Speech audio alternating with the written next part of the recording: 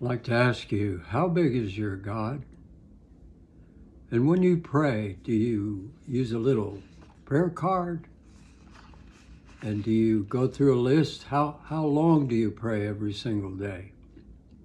Do you pray 10 minutes, 15 minutes, and then call it quits? Our God is a consuming fire. And Jesus, in his last days and last hours, gave the greatest messages. He saved it all up 3.5 years. And he said, heretofore you've not asked anything in my name. But when you ask the Father in my name, and I will do it for you. Heretofore you've asked nothing. Ask that you may receive, that your joy may be full. And I'd like to ask you a question. How big is your God?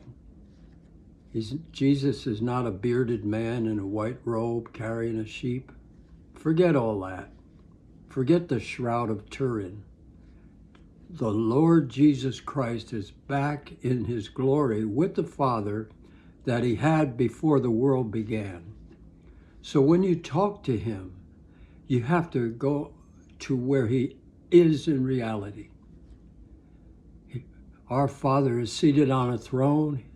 He's unapproachable unless you come through the Lord Jesus Christ. He's a consuming fire. He's eternal. There's no darkness in him. He's on that throne burning, burning, burning forever.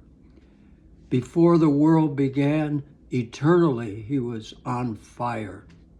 And forever and ever he still would be on fire.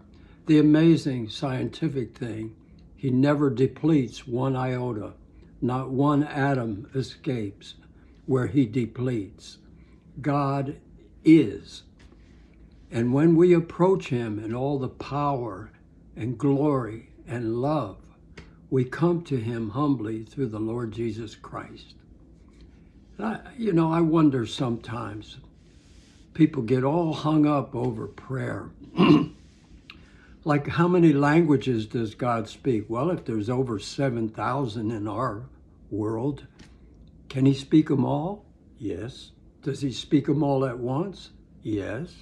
Can he answer 1.5 million prayers all at once and at the same time deal with 150,000 people that die in a day?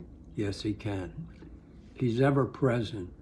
He's all powerful, all knowing. He knows everything about us. And what language does God speak? He has his own heavenly language. He said, if I speak with the tongues of men and angels, without love it profits me nothing.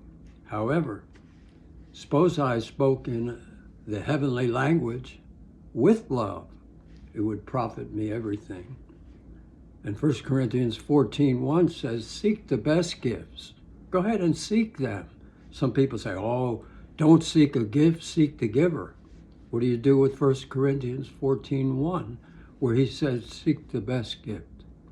And Paul said, when I pray in a tongue, my mind is inactive.